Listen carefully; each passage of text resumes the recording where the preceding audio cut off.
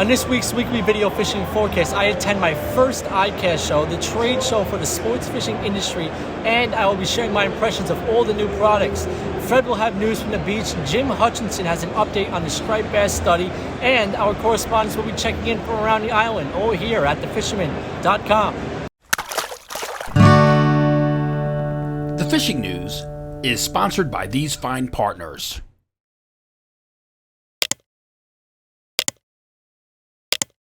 Everything fishing is here in Orlando, Florida for ICAST 2021. This is where manufacturers show off their latest products to be released in the upcoming months. Before I get to the preview of the show, let's check in with News 12 meteorologist Rich von Ohlen, who has this outlook for the weekend. Rich? Hey, thanks, Matt. Hey, anglers. Let's check the weekend forecast and see what we got going on. Of course, you can always check your favorite apps, local apps, websites, any sources that you have. This is a general overview for the weekend forecast, general heads up on what's going on. So we start out with water temps, which have really come up. A lot of low to mid 70s now in the ocean, starting to see some of those more exotic, some of the Spanish max, the cobia coming up from the south, some of the triggerfish starting to come in now. Saturday looks good. Wave heights in the ocean, 2 to 4, the calmer day. It certainly looks that way. We don't see a lot of big wave action, so it's probably going to be the better, safer ocean day. Look at Saturday night and Sunday. We start to get a southwest breeze, starts to kick up, and some of those 4 to 8s and even 8 to 12 start to develop around the ocean there. So if I had to pick, Saturday probably a little bit better for a boat. Futurecast, there's Saturday, a little north breeze, some clouds, no big rain. I think that's going to be the pick of the weekend. Starts to go south-southwest ahead of that front. Look at the afternoon and towards Sunday. You start to get pretty good fetch coming in. That's why the waves are going to pick up, and also a chance of maybe a couple of showers coming through. So again, Saturday certainly better. You got the full moon too on Saturday. Those tides will be cranking. North Shore high tide midday, South Shore figure around 8 a.m. Got some low 80s, 70s on Saturday, and a little hotter perhaps going into Sunday. Let's check out the Guru quickly and see what we got going on. And there's your Saturday. This looks okay. Northeast to light and variable most of the day. The wave's not too bad. And again, there's your Sunday, and this is hard southwest kicking in here, and that's going to chop things up a little bit. Maybe late in the day, late afternoon, a little bit calmer, but I do see, again, Saturday certainly being the safer day of the week and a little better in the ocean. So that's about it. Get out there, enjoy, catch them up, and, of course, have a very good weekend. Matt, back to you. It's just so awesome being down here in Orlando. The day started outside where I had the opportunity to cast the latest rods from St. Croix. Then I went for a spin on the newest kayak from Hobie. And in the evening, it was time for the new product showcase where the latest innovations are on display. In the weeks going forward, myself and Jim Hutchinson will be reviewing these products from the show, so keep an eye out. Now let's check in with Fisherman Senior Editor Fred Golofaro. Fred? Hey, thanks, Matt. And not hearing much in the way of bass or bluefish activity now. We've settled into the summer doldrums. Probably the best bet is the east end of the island, places like Montauk, North Fork, South Fork, with cooler water temps out that way. Ken over at Tightlines Tackle in Sag Harbor did have a few customers get into a lot of school bass over the weekend. They were fishing at Sag, Maine and Southampton and throwing diamond jigs with tubes and soft plastics like sluggos. Also heard of a few bass up on the North Shore, that area between Cold Spring Harbor and Smithtown Bay. A few fish into the teens taken at night, and Montauk seen a few bass picked at night on both the north and south sides. The only solid bluefish action continues to be Montauk. That north side on outgoing water still producing quite a few bluefish. South Fork beaches did have a nice shot of bluefish on the weekend. That was fueled by the reopening of Mecox. Along the South Shore, those chunking are finding very few bass or blues, but lots of sharks, and it's mostly sand tigers or sandbar, which are also called brown sharks. Both are federally protected and cannot be targeted. If you do hook one, it should not be removed from the water if possible, and it needs to be released immediately. If you're targeting stripers, you should already be using non-stainless circle hooks, which should make unhooking and releasing any bass or shark quick and easy. DEC's made it clear they are cracking down on anyone intentionally targeting sharks and those not immediately releasing them, so be forewarned. Aside from bass, blues, and sharks, Paul at Paulie's in Montauk said fluking came alive along Gin Beach and on some of the backside beaches this week. Basante Austin let us know there were quite a few kingfish in the Rockaway surf, along with some Spanish mackerel. We also heard of a few Spanish in the Fire Island Inlet area this week, so there's a couple of other species you can set your sights on. Matt, back to you. The Fisherman magazine is part of a striped bass study, and New Jersey, Delaware managing editor Jim Hutchinson has this update on it. The best laid plans. You know, we deployed 2 tags on May 24th. We actually deployed over 50, I think, maybe 100 green spaghetti streamer tags for gray fish tags on May 24th. But we also had those 2 mini PSAT devices to put into 2 qualified candidates.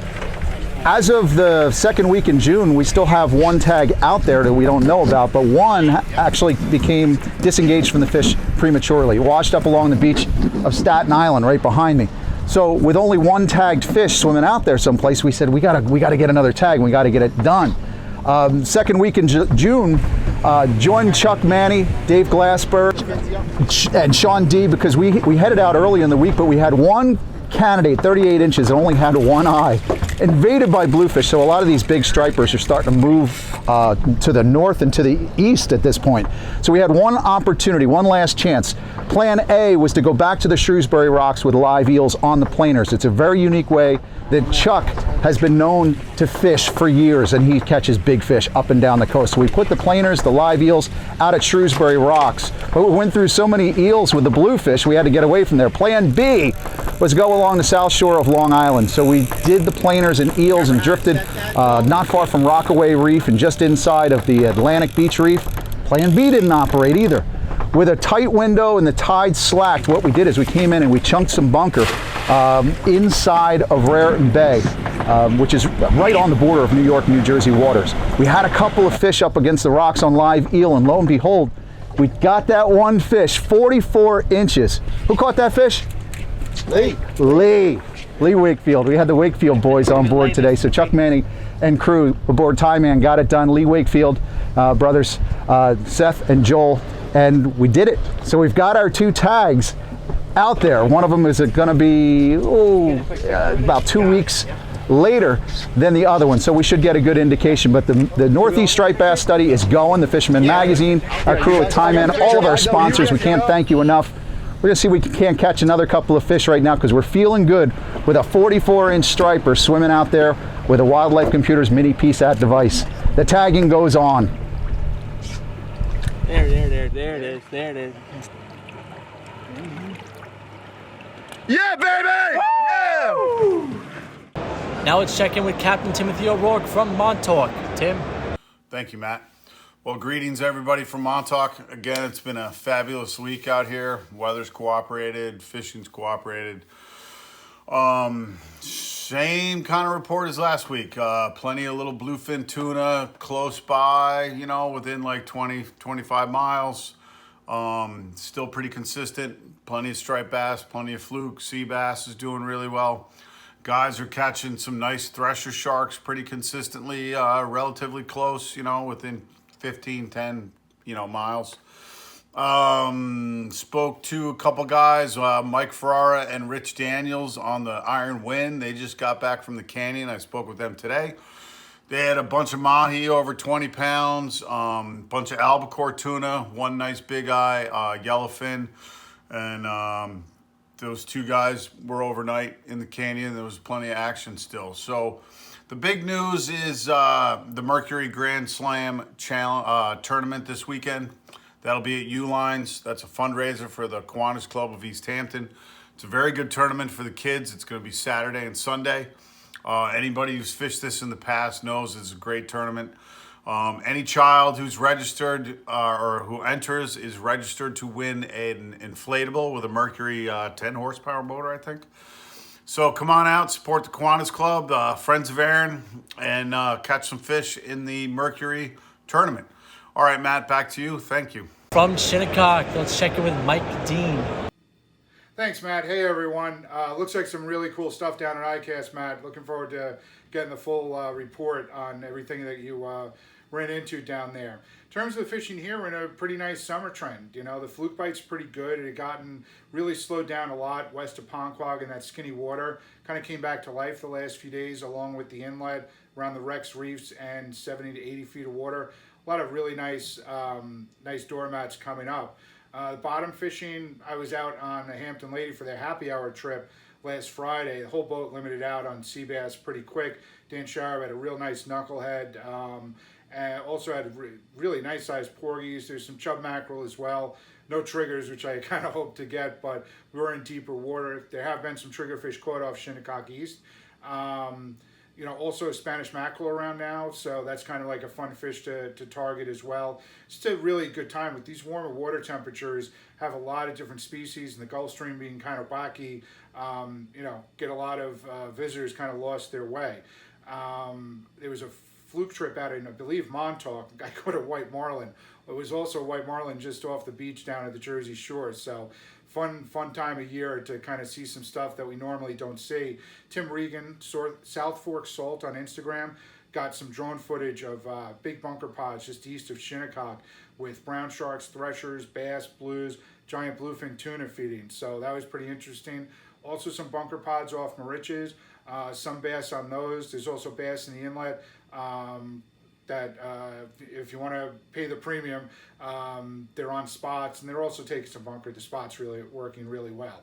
That tuna bite, you know, is still around Quambra, that 10 to 15 mile radius. Bluefin seem to be getting a little smaller. Yellowfin are getting bigger. One or two canyon trips I heard of. Really nice big eye bite. So, you know, there's plenty going on. Hope you can get out there this weekend and enjoy it. Let us know how you do. Comment below. Hit me up on social media. I'd love to hear your fish tale. Okay, back to you, Matt. I'll talk to you next week. Now let's get an update on the Dreamboat contest with Tim C. Smith. No change in the Dreamboat this week. Michael Briggs of New England is still in the lead with 20 points. The Dreamboat Fishing Challenge is the Fisherman subscriber-only season-long multi-species fishing competition with a chance to win a 25-foot Steigercraft center console powered by a Yamaha, along with many other great prizes. Subscribe to the Fisherman magazine to be part of all the action. With our Fly and Freshwater report, we have Paul McCain from River Bay Outfitters. Hello, Matt. Well, we've had so much rain, more rain in the front end of July than at the back end, more than we should have had for the whole summer. And the problem is all the rivers are dangerous upstate to fish, really overflowing their banks. It's going to be a couple weeks before they're fishable. But here on Long Island, we do have the spring creeks. They're high and a little off color, but definitely fishable. There's definitely the lawyer fly rodders had their trip out there. Norm caught a nice brook trout, and he was happy. Myself and my wife, we decided, let's go camping in some of these kettle ponds that we have here on Long Island. And we're out Sears Bellows, County Park, and we fished Bellows Lake, and we caught mulata. Oh, easy. My wife caught easy 30 bluegills, perch, had a couple bass on, but the most important, she caught one of the largest bluegills I have ever seen on Long Island. It was incredible, but definitely a keeper if we wanted to. And it was really terrific. We also took a trip over to Sears Pond, which is gated. So there's limited. Only 2 cars are allowed on that pond. So that was pretty good. As far as the saltwater goes, well, it is summer. The fishing's a little off. Some bluefish around, some bass around. The fluking is okay. It's nothing really terrific. But the good news is the bays are flooded with snappers, little baby bluefish. And in a couple weeks, they're going to be fly rod ready. I mean, it is really, really a fun fishery. I look forward to it. So until next week, tight lines, and let's play for dry weather. From the Fire Island and Great South Bay area, let's check with Captain Al Lorrenzetti. Hey Matt, fishing report, Fire Island. Things are picking up. Fluke action got better both offshore and inshore. Especially offshore, I had a good day on the Hempstead Reef yesterday and had fish to 6 pounds. A friend of mine fished. He fished the Fire Island Reef. He had nice fluke to 6 pounds as well. And we had a bunch of sea bass also, and sharks on the bunker pods. We played around, fought like a 100-pound brown shark to the boat, let it go. But always some fun to bend the rod and have some fun with that. Also reports of cobia coming down the beach, mostly to the west, but that's kind of interesting. And they're big fish, 50 to 60 pounds. So inshore bite, also bottom fishing, triggerfish have showed up. So put that in the equation too while bottom fishing. So a lot of different things to do out there. I think it's going to be a good weekend for fishing. That's about it for this week, Matt. Take care and catch 'em up. From Northport, we have Mark McGowan from Cal Harbor Bait and Tackle. Hey folks, it's so cool. What a great week. It's a lot to talk about, but I want to talk number one about this Saturday at Captree Bait and Tackle is going to be the Surf Rats Ball Shindig. It's Bill Wetzel. He's the New York fishing guide. We all love Bill. He's just a lot of fun, and he puts this together every year to benefit children's cancer research. This is something you really want to go to. There's always a lot of folks there, a lot of friendly faces, lots of information, and tons of raffles and chances to win some fantastic stuff. We're going to be raffling off this Lammy Lass. It's a 108 1M. 3/4 to 3. This is an awesome build, and it was made by me. We put out a lot of rods. There's so many people on Long Island that fish our stuff, and this is your opportunity to get one and benefit a fantastic cause. Go down there, barbecue, refreshments, lots of cool stuff, tents. It's nice. We're out of the COVID.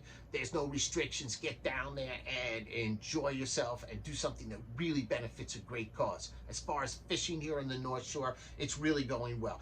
I'll tell you, people come from everywhere to go porgy fishing. It's unbelievable the amount of like fresh clams and worms we sell. We sell quite a bit of them, and we have so many people come to the shop and they love watching the reports, and they come down, they want to know where can we fish, what can we do. It's great to see you. Thank you so much. I love getting all the positive feedback. As far as striped bass goes, striped bass is off in the chipping channels. If you want to get into larger fish, they're deep, they're pretty deep. You've got to do live eels. You want to do something that's a live presentation now because it's hot. They're finicky. They want a big fish. They want to have a live bunker chunks, live eel, a live porgy. If you do live porgy, it must be over 9 inches. Remember that. This is that time of transitioning into the warmer summer months, so you know you got to play it. Sea bass on wrecks and rocks, they start coming in a little more each time. As I said, tons of porgies. There are some beautiful fluke being caught. They're deep. They're on these rocky out structures like 11B, like 28C by 15, where you get the rocks into the transition of heavy sand and the troughs. It's really nice. I mean, we've got quite a bit going on. There was some dolphins showed up, as I mentioned last week, but you know, and everything else is going well. It's so wonderful to see so many people coming by. I hope to see you all soon, and until next week, I bid you all peace and tight lines. Up north, Dave Anderson of the New England Fisherman has an update on the Coastal Kayak Clash for us. Dave? Last week, we had a two-way tie for first place. Well, this week, we have a three-way tie for first place. So that gives us Justin Oser in first place with 7 points, Bob Wagner in second place with 7 points, and Gary Innes in third place with 7 points. Black sea bass is the fish of the month for July, and that contest is wide open.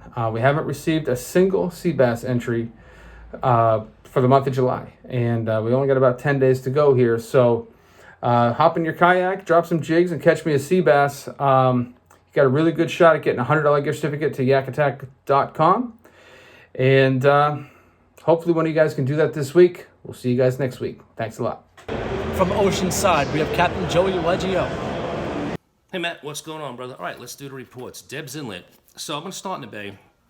So basically from the train trestle all the way out to the inlet, there are tons of Spanish mackerel that have moved into our area. A lot of fun to catch, great on spinning gear, but you really got to scale down if you look at the target these fish. Go 15, 12-pound leader, fluorocarbon at best, and really small lures. These bait they're feeding on right now is about an inch big max.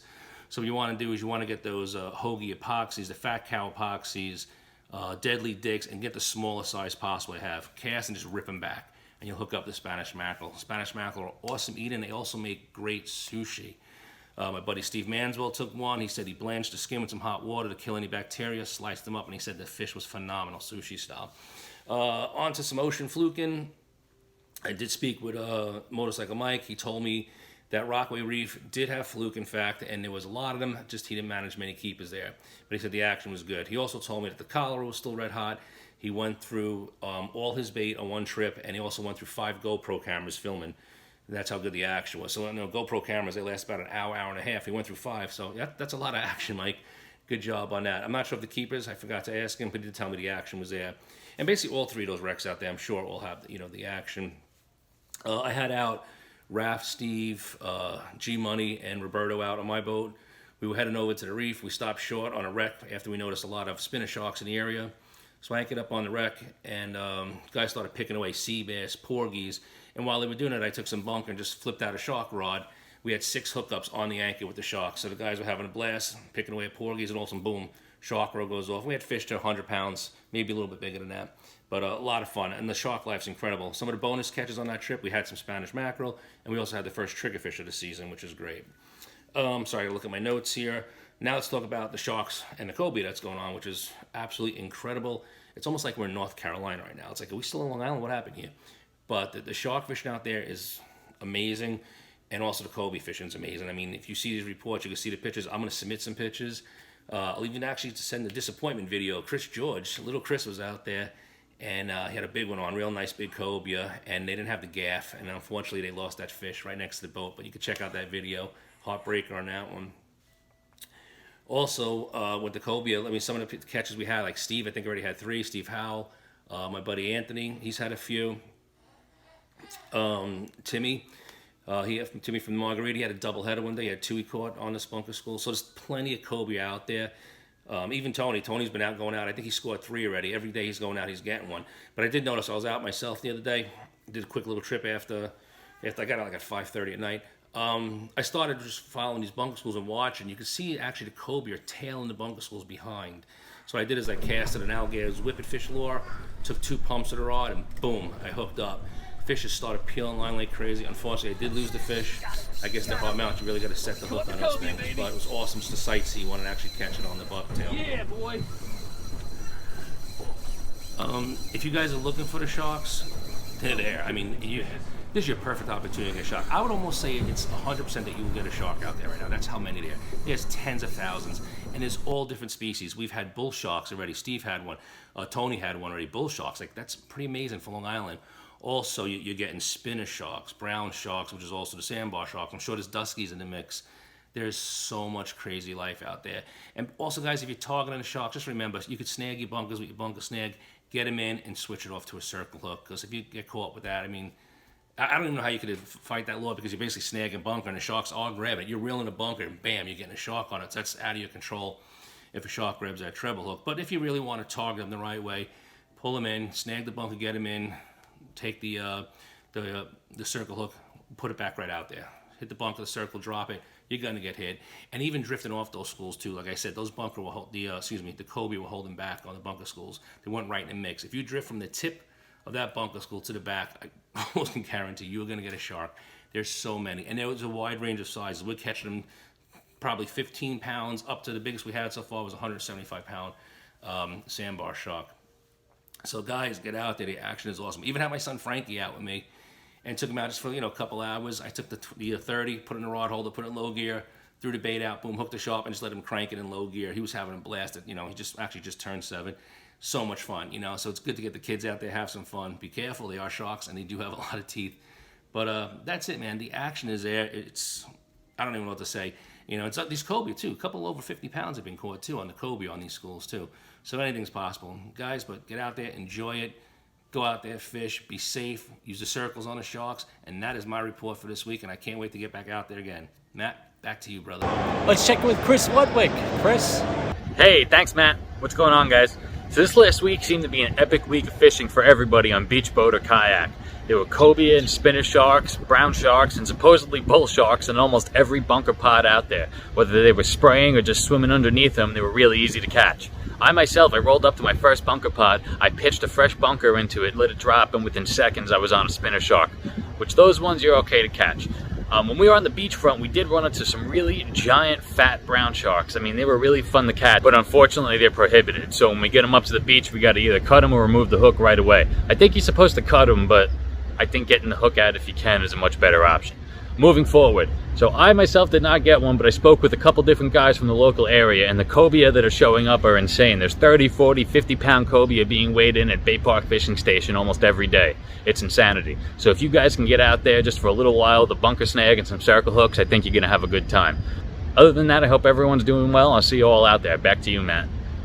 See you right here next week when I am back on the island at the all-new Fisherman.com. Steigercraft boats, built by people who fish our waters. Serious anglers choose Steigercraft for their 40 years of boat building experience right here in the Northeast and Mid-Atlantic. Visit steigercraft.com for a dealer near you.